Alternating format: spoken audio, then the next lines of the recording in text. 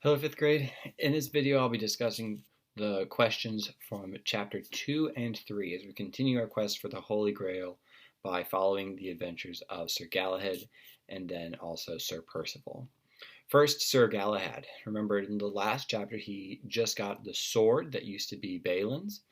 And Arthur said, "Now you need a shield." And he said, "No, I'll get my shield when I need it." And he was able to go and find one. It was a shield that was only to be carried by the best knight. And Sir Bagdemagus, I believe it was, yes, Sir Bagdemagus, first is riding uses the shield, but misfortune comes upon him very quickly. And so he is told to bring it back by the white knight, and Sir Percival is the one, Sir Galahad is the one who is supposed to carry this best shield. And with it, he will get to complete the quest of the Holy Grail. Another prediction of many in this book. And as he rides, he meets with some adventures. His new squire pretty quickly meets folly as well for his pride. But eventually Galahad gets to a ship, and that is where he is told the second question, who is Galahad to trust? This damsel who identifies herself as the sister of none other than Percival. So this is Percival's sister, and she says that she's on a boat already with Sir Bors and also with Percival, and so Galahad joins them. Now, if Galahad's adventures seemed a little unusual, Percival's seemed that much odder. Percival, now moving on to the next chapter, pretty quickly in his adventures actually meets with Galahad and is beaten by him.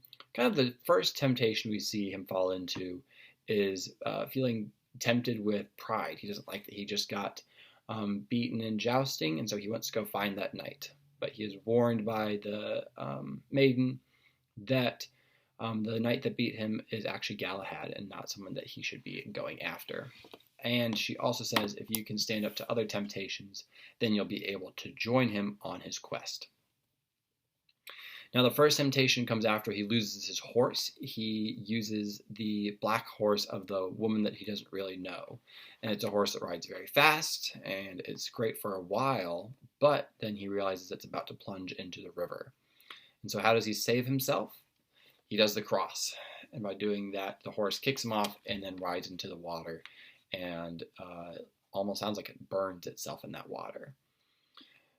One of my favorite parts of this entire book is actually a scene after that, when Percival sees the serpent attack the mighty lion and almost kills it, but then Percival comes in and saves the lion.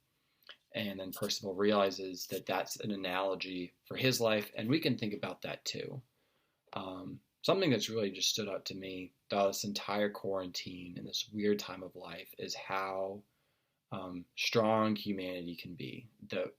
As a school, we've bonded together and we're teaching in a completely new way. My family's gotten closer together even though we're further apart. That humans are strong. We can do quite a lot. And so is Percival. But sometimes, even if we're strong, stuff that we're not expecting comes. Like this virus and this situation that we're in right now. So, even though we're strong, sometimes unexpected and strong things will come and threaten to beat us. But just like Percival came to the rescue of the lion, God comes to the rescue of us. So multiple times in this chapter, we get to see Percival calling on God to save him from the temptations. Even though we are strong, we still need help. And then the lion ends up going around with Percival and fighting for him, which is awesome. So this is one of my favorite chapters in the whole book, actually. But eventually the lion leaves, and Percival reaches his second great temptation, which is the woman that says she knows where Galahad is. And she says, well, I'll take him to you tomorrow. And so he gets some long-needed rest, and he wakes up and she's made a beautiful meal for him, and he's hungry. So he eats it, and she's a beautiful damsel, and she says, promise that you'll love me. And Percival almost says that he does, and he almost kisses her. But then he looks, and he sees resting against a tree his sword. And it's rested in a way that looks like a cross. And so that reminds him, no, I've committed myself to Lady Blanchefleur, and so I'm not going to be with this woman. And so he prays to God and makes the crosses on his head, and another wind comes and takes away the pavilion and the woman, and she cries out and seems to disappear. So it's some other great temptation that he is saved from. And then he actually gets to meet up with his sister, and he gets on the boat.